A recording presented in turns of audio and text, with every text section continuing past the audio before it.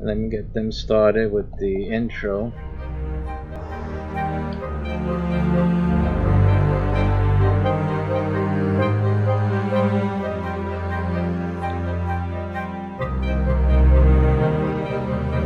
Let's check the microphones.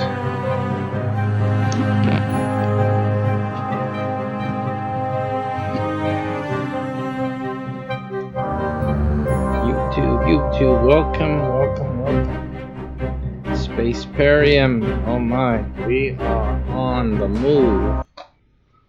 It's exciting times here at the SPACEPERIUM headquarters.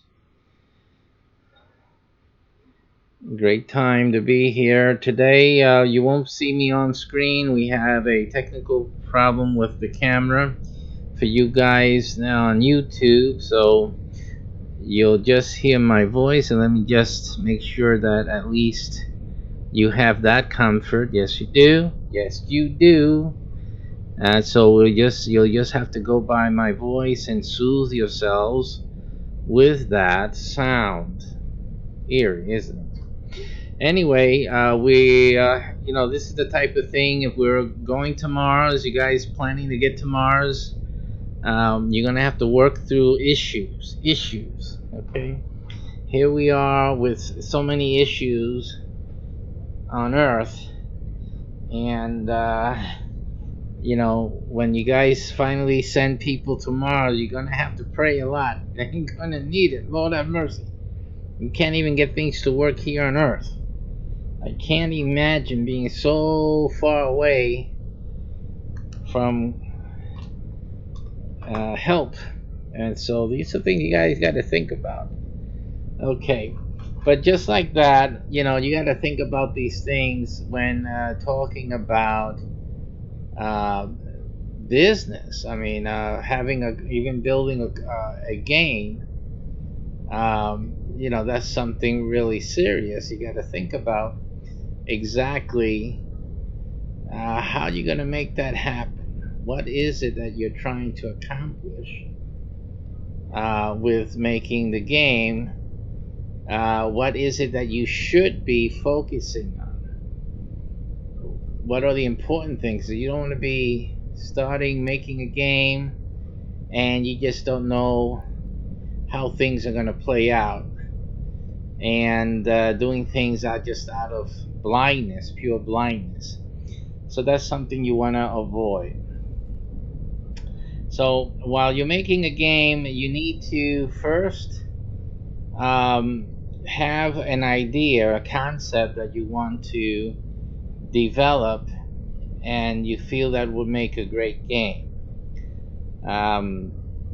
Usually, and what I suggest that people do is to follow a passion.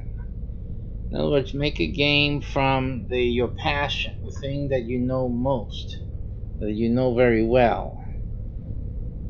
And most of the game developers or people who do make their own games,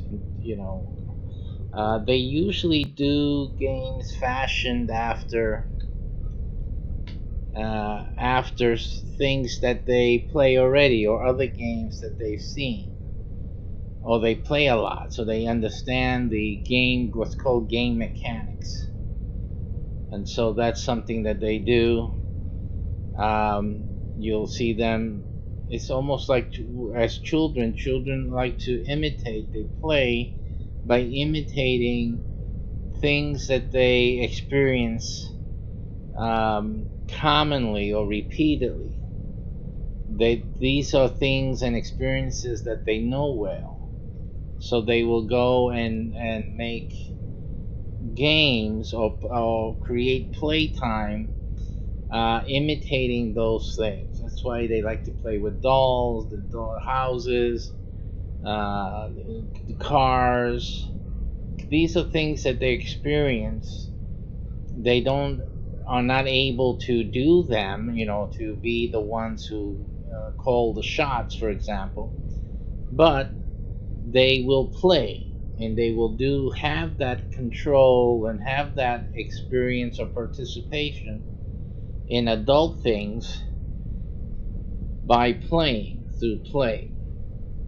So they're taking their experiences and they're turning them into plays. It's basically the same thing that a game developer or amateur developers do, and the way I'm recommending that it be done, and as many have done, is really to take things that you've experienced and you're well versed in, and to create around those things a game. And again, the game genre and its the gameplay itself, the mechanics, those things will also be determined by a person's experience, their personal experience.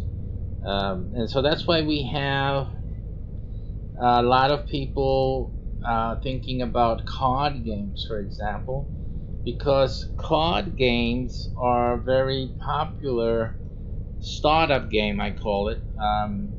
And you know, there are things that people will play um, and will play while their children actually will get exposed to that type of game play as children through other friends, and it's an easy and I think one of the most portable games, right, would be the card game. The second most popular part or type of game would be that type of game which is based on boards. So these are board games. Okay, now I'm talking about, you know, games that you can buy in the store. Of course, there's other games people play that don't involve any of those things. They're just simple, quick games that are just things people play, just talking or making signs and just having fun, you know, just without any tools.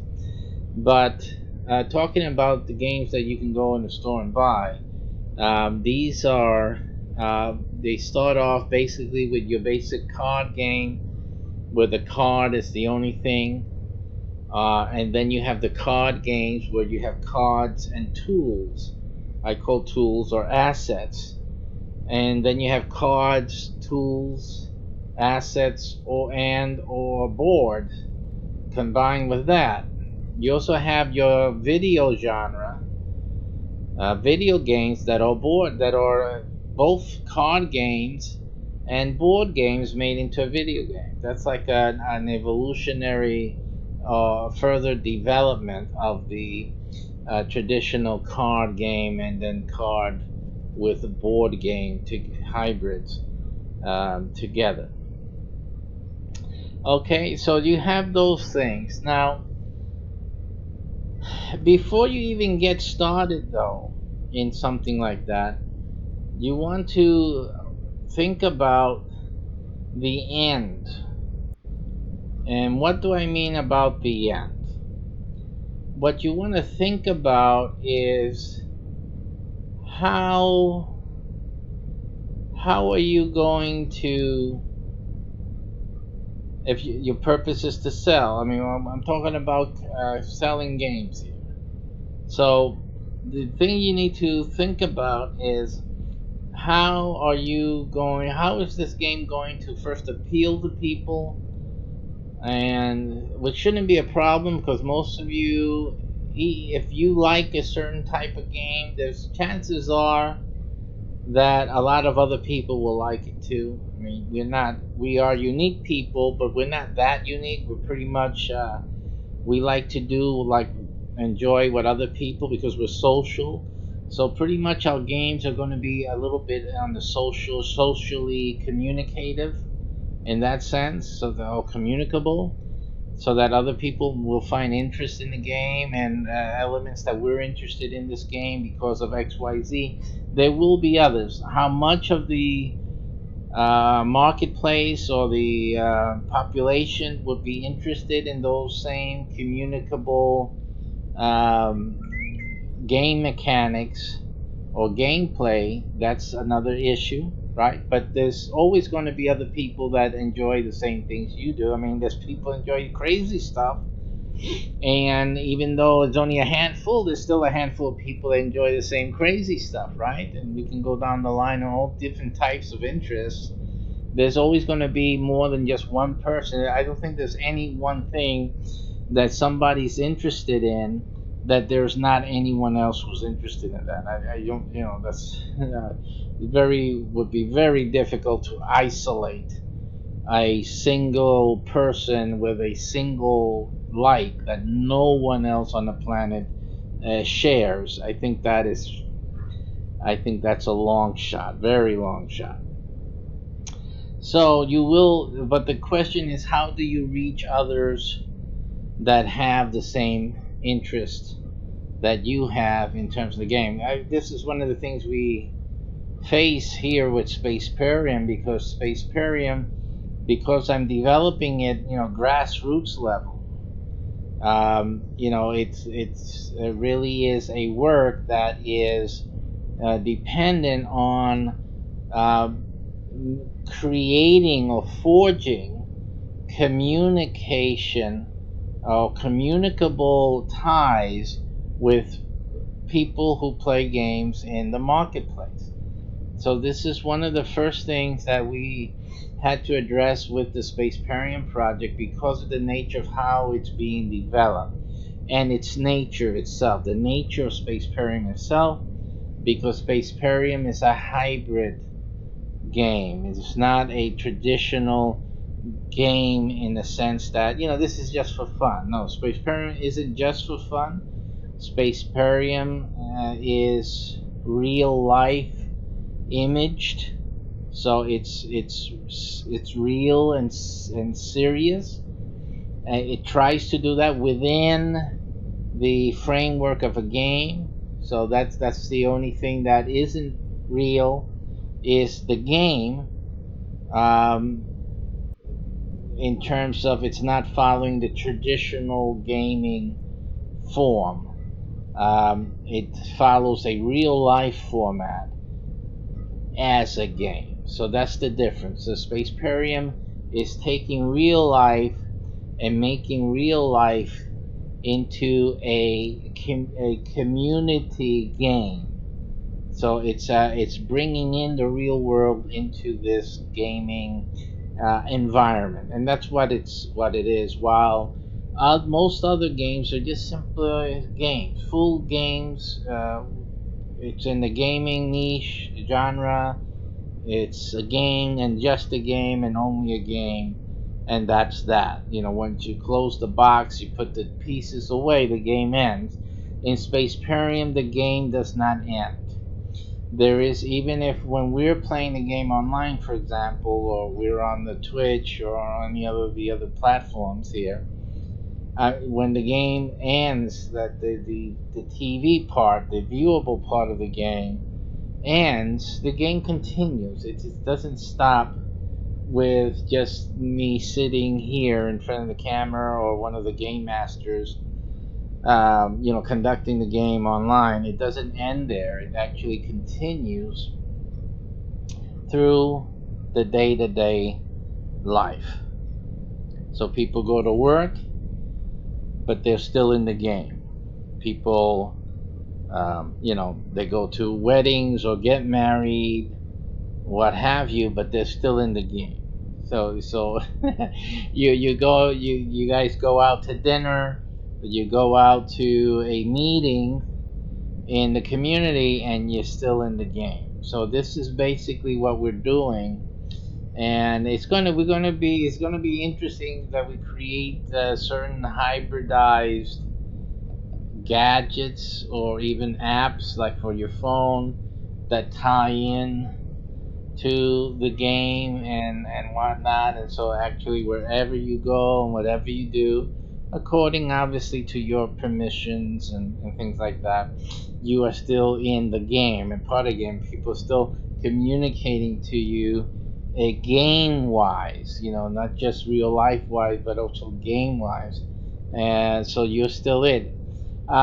You're playing your role in the game, and as well as in real life. You are still what you are in the game in real life. So that is what we're creating here.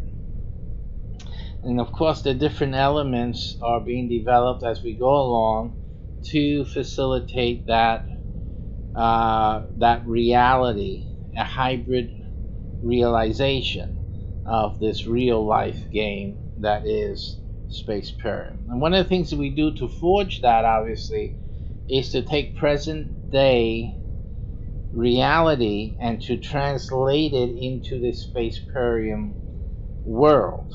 And so that way, also, it helps to facilitate the players in what they call the immersion into the game, so that they're always in the game, even when they're just doing regular real life things. The news comes up and they see it, and they'll go and they'll get a notification in the SPACEPERIUM network, and so they will be getting news from SPACEPERIUM as the news evolves in real life, and they will see how it affects the SPACEPERIUM world. It's a parallel reality, so that at any given moment, everyone is in their real world life, but yet they have also knowledge of this happening in the SPACEPERIUM empire, or version of it in the SPACEPERIUM realm. And so it's almost like having a dual dimension, living in a dual dimension. So you have your own reality here, as we all do, but we also have a secondary dimension where we also exist, or a second universe where we also exist, that is called SPACEPERIUM. It's in a different time setting, but it has parallel events going on and happenings as the game is being developed. And so we will have this connection with real world events, and also real world other games that will be, it's all under the experience of the SPACEPERIUM universe. Okay, so that's the way we're doing that. I mean, there's so much in it. It's a little complex because life is complex, but it's pretty much going to be straightforward once people start engaging it. One moment, we're checking on activity. Very good. Okay, so that's the thing you want to think about. You want to think about how the game is going to get known and distributed first, because a lot of those things you can handle during the development phase. This is one of the reasons that we're doing the Game Master offer. This is what this opening is about.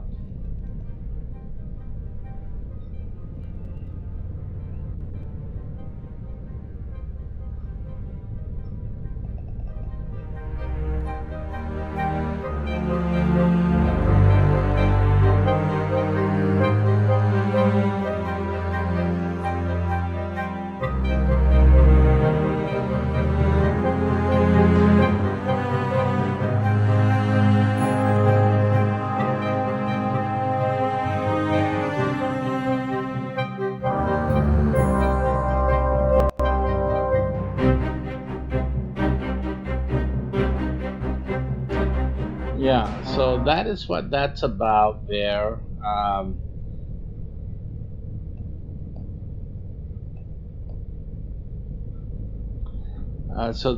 That is, let me see if we can get this thing to work here for you guys.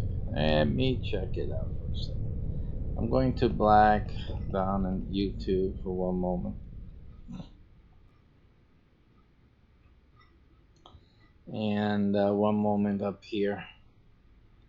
I'm just gonna check on something here that may be causing the issue. Could be because usually something is still on that creates the problem that we're seeing. And so just let me just check and make sure. It should be working right now. Should be, but okay. So let me just get in here.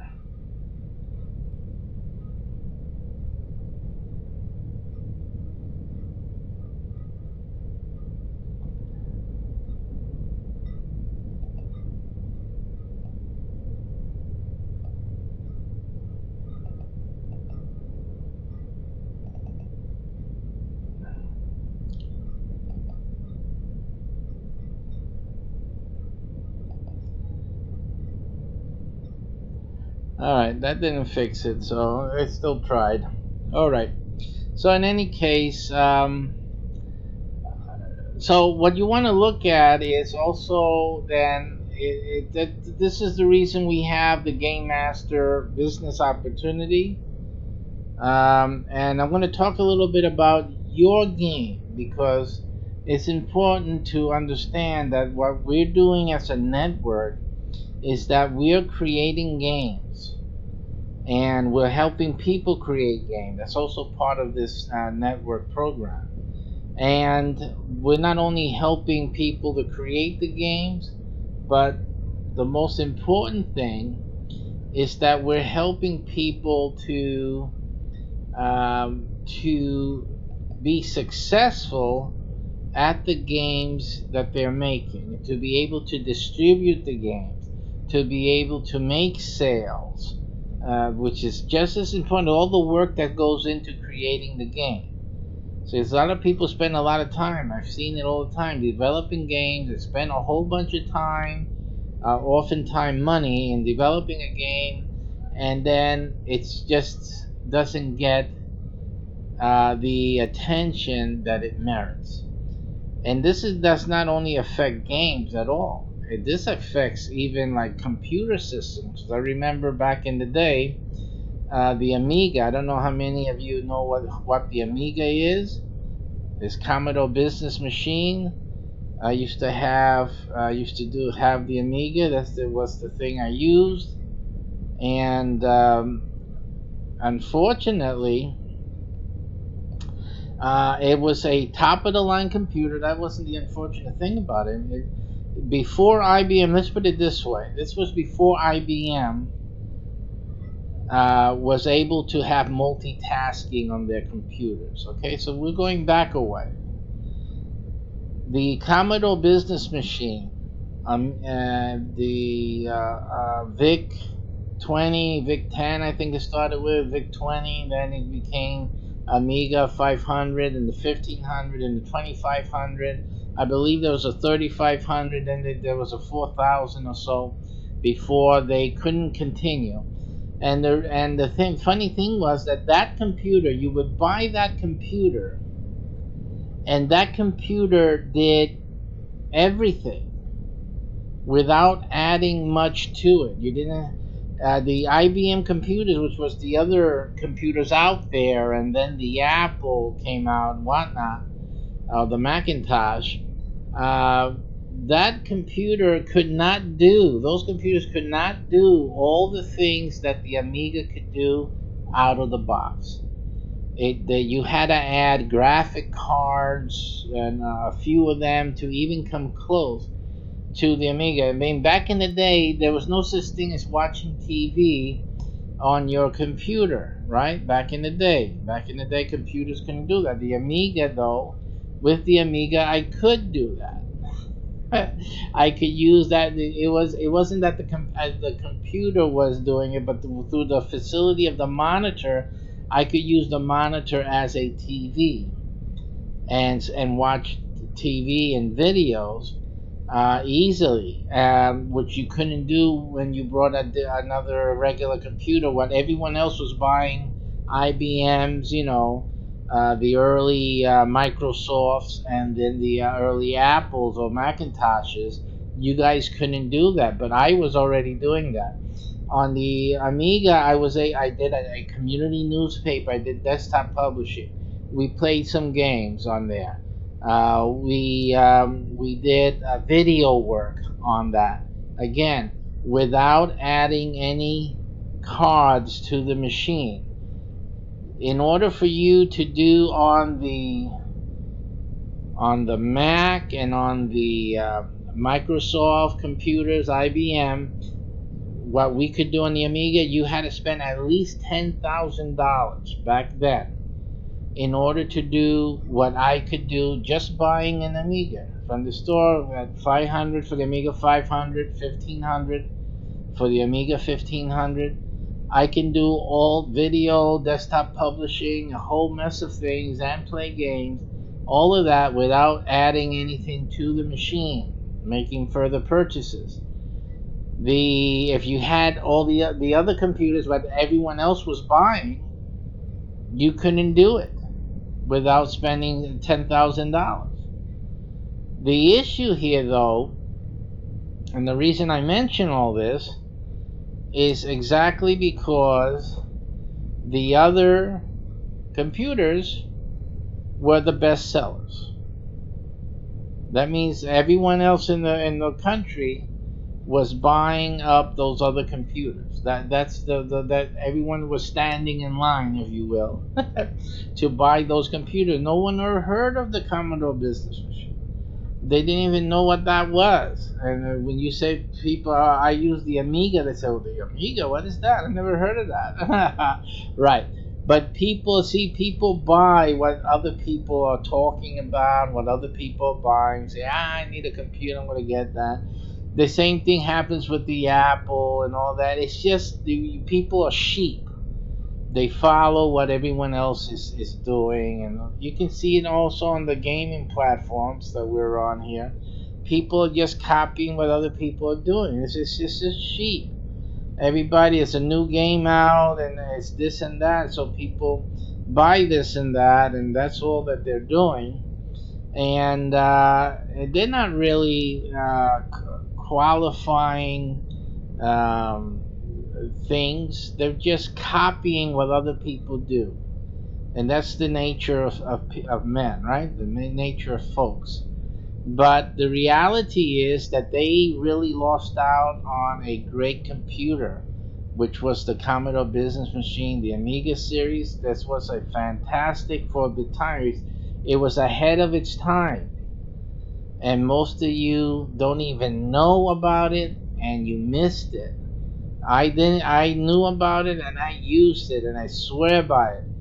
I was doing stuff you guys wouldn't even imagine was possible at the time with that machine. That was a great machine, absolutely. But again, it goes to show you my case, the point I'm trying to make, this case point, which is that you can have the greatest game on the world, greatest game in the planet. In terms of what it can do, in terms of its ramification, it could be world shattering. It could be, yes, this is the best thing since sliced bread.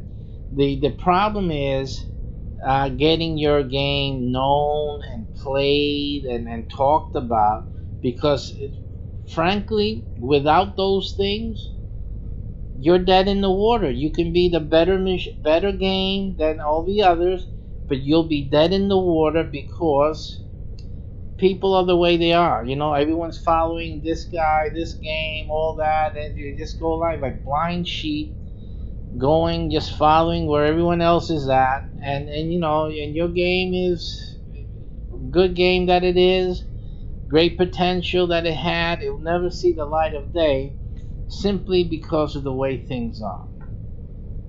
So what we're doing with our game mastering program, how you doing, Budget, is that we are helping game developers as well. You don't have to be a game developer to be one of our game masters. You can come on in. But if you're a person that fancies creating some games and being, you know, creating something of note in the gaming genre, in the gaming industry, then it really behooves you to become part of our Game Master program, because we're not just, you won't be only promoting and talking about our games, but we will also look at your games, we'll help you to develop them, and then we'll put it through the network. I mean, how else? I mean, we have people all over the United States and in other countries uh, ready to promote a game and to have it and distribute the game and get people playing it and knowing about it, learning about it. I mean, that makes sense for you to take care of that part of the business even before you get started to coding the game. You know, why are you going to go through all this coding and all this stuff and not have the final part of it, you know, at least have knowledge that when you finish what you're doing and you already gotten approval, from us, yeah, this is a game that we will want to distribute at our network, and having that, hey, listen, I'm going to do this work. I'm going to really make a good game here, and the network is going to distribute it. I mean, that's worth it. It'd be totally worth it. Exactly, the smart thing to do. So building a game is a successful game is as much as important the quality of what you're doing, as well as having quality output, having distribution, knowing that the work you're going to do gets a fair chance, because the story I told you, that true story about a computer, it wasn't a game, it was a computer that outdid all the other computers out there, including Microsoft, including IBM, including Macintosh, the Apple guys, right? It beat them and left them all in the dust, but they left it in the dust simply because people did not know about it. People did not know about it. There was not good distribution. They were starting. I wouldn't say they were starting out, because Commodore Business Machine was almost like an IBM.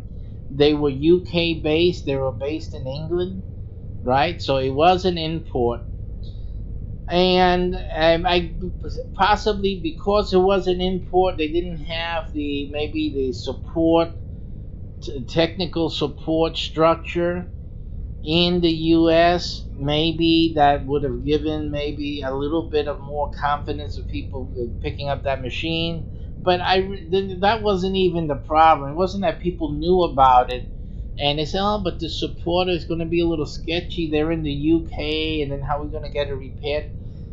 I don't think that was even a consideration, because the real problem was that people really didn't know about it. They just simply didn't know about it. It wasn't something that people were talking about. Everyone was talking about the IBM, which didn't do what the Commodore could do. Everyone was talking about Microsoft, couldn't do what the Commodore could do. Everyone was talking about Macintosh when it came out. It couldn't do what the Commodore could do. Commodore came at a time when you had, the Ataris, the game systems that were starting. Nintendo, of course, was there since the caveman. And you had the Atari system, Sega, right? And then you had like the what do you call that? The Macintosh. Then they started with that computer, bringing in the computer thing.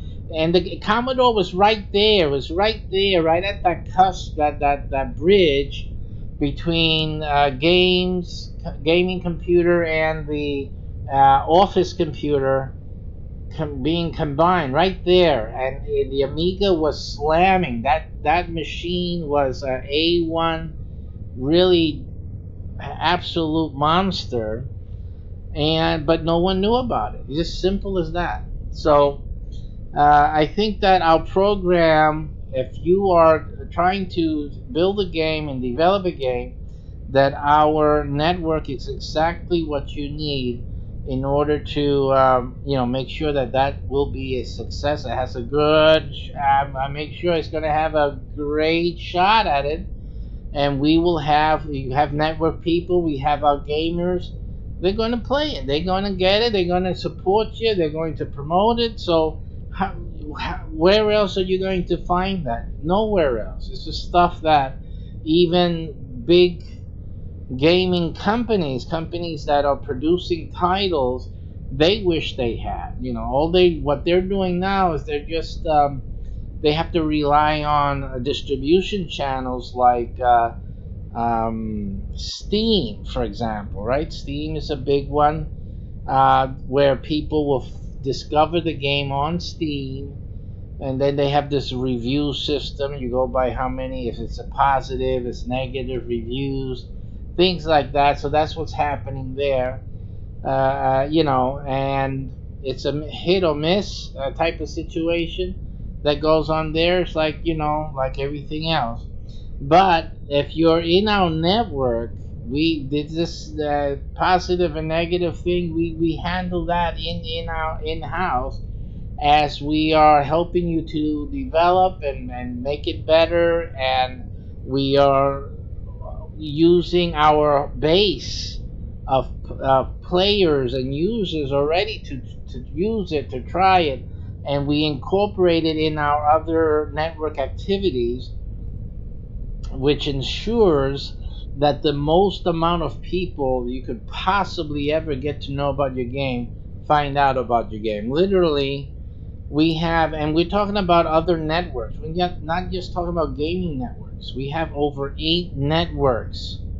That means 8 different uh, networks that have people engaged in it.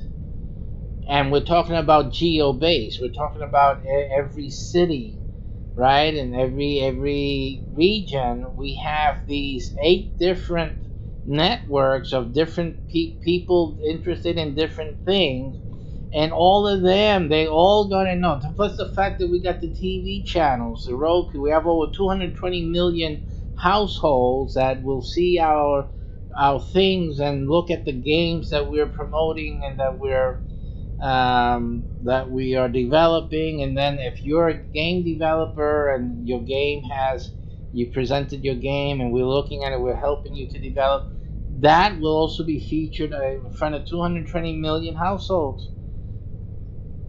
8 networks of people promoting your game and creating events around your game that include your game and get people to start playing and talking about it, etc., etc. A lot of things, a lot of programs that we have, activities that we do within our networks, and then you got 8 networks, including the gaming one. It's just you never. I mean, if Commodore had that back in the day, they would have been. They would have done. It would have been a different history here. Okay, it wouldn't have been just Microsoft and Apple. It would have been Apple, Microsoft, and CBM. It would have been Commodore Business Machine would still be strong in the U.S. market as it was in the English market and whatnot. I mean, that would have been a different history altogether.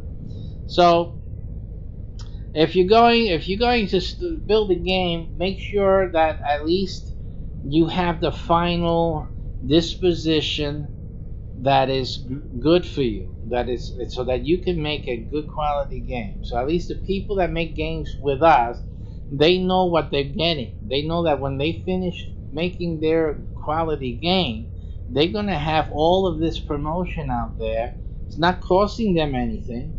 It's part of our network, part of our network activities, and all of our network partners are going to be promoting. You got hundreds of channels, TV channels, again, 220 million households and growing, that will be seeing your game worldwide. We have worldwide markets, TV channels, English and Spanish and other languages, and all of them will be seeing and learning about your game as it gets developed and as we start doing my little secret formula of getting your game distributed, played, talked about. All the hype will be going out over there. So that will make your game have a great launch and survivability.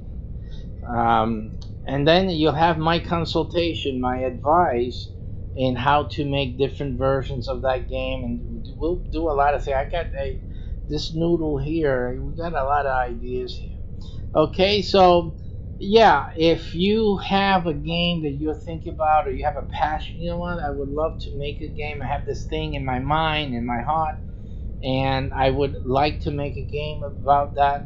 I would suggest to you to take a look at this following link that I'm going to show you, and consider becoming one of our game masters, because simply the game master position with us has the most leverage and will be the one that you would most likely be better served by getting under your belt. Take a look at this now.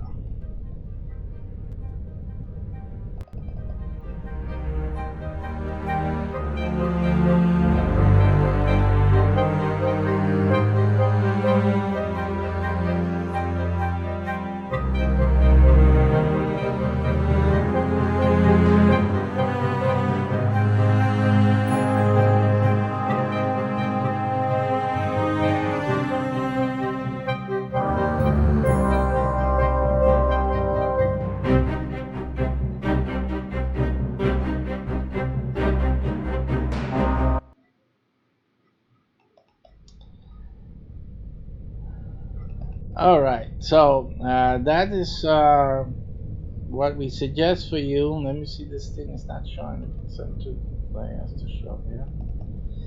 So that is our suggestion for you today. So that's the in addition to what was suggested to you on the using your passion, your knowledge base in forming your game ideas, is the back end as well.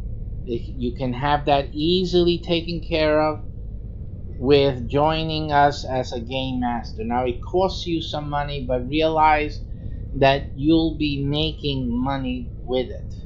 By joining us, you'll be earning income, and that income can really make the difference in your game, because if you can add that income towards creation of assets, hiring staff, so that your game really is a powerful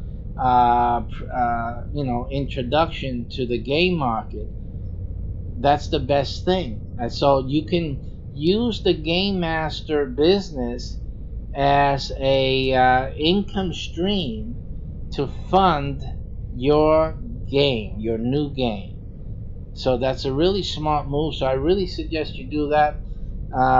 In the video that you'll watch at the link, I explained to you how not to worry about the monthly payment with that program. You can start making money right away. No reason why you shouldn't, and especially if you have a game that you're going to start creating with us, you really should never have a money problem, because you can always get people to come and help you, and that'll pay for your monthly payment. You know what? It's the best of both worlds. So I really suggest you take the time, look at that video. I don't know how long it is, at least an hour or so. Very detailed, lots of income streams there. And always think, hey, listen, if even one of these things gives me enough money to pay for that program, my game will be in a much better position to be worldwide promoted, distributed, played, and has the best chance ever of success. It will be an instant success when it's published through us, as opposed to any other option that is presently out there. So I really suggest that to you. Take a look at that, and that's how I would start building the game. Taking care of the first thing, identifying the passion, identifying the knowledge base, okay, and then also your genre, which is part of your knowledge base. I mean, what game do you know that you like playing, and just basing it on that, because later on you can always we have another game called Symbolum that's starting out as a card game. It's just a simple card game, and then it's become a card game with board, right, with a board, and then it's become with video, and then it will be a video game. See, so you can always start out in one form, in one type of game type, and then you can evolve it into the other game types, and finally end up as a full-fledged video game in in the future. As it gets developed, it gets distributed, people start playing, they start liking it. Then you get the new version with another added feature and some technological advances, and then you get the video game release. So you're going to have multiple purchases there. I mean, you're going to have great success. So it's just a matter of you starting and becoming a member of our Game Master program to really have that other side of the nickel in terms of starting to develop a game, which is knowing how you're going to end up. Does this game have a chance of getting promoted, of getting played, of getting talked about, and being promoted, at least to have initial sales? The one thing you got to think about this, that you will have great initial sales because all of our game masters are going to buy it. They're going to want to play it. And then we will encourage them to build up teams and whatnot, so those people will be buying it. So you're going to have a lot of team build up right on the onset of your launch, and then obviously people be talking about it. All of our people be talking about it and promoting it. And then you have the other 7 networks, also with people and leaders, promoters who are all of them with virtual assistants who are promoting, etc., etc. It's a lot of promotion going on in our network. So, and then the TV channel. So it's a lot. Listen, just take a look at that, and I'll be back a little later on today with some more for you on how to build a game. So keep following these broadcasts today. How to build a game. We're going to talk about game building today and a few other things later on today. Take care. Take a look again at the link that follows. Thanks for watching and following.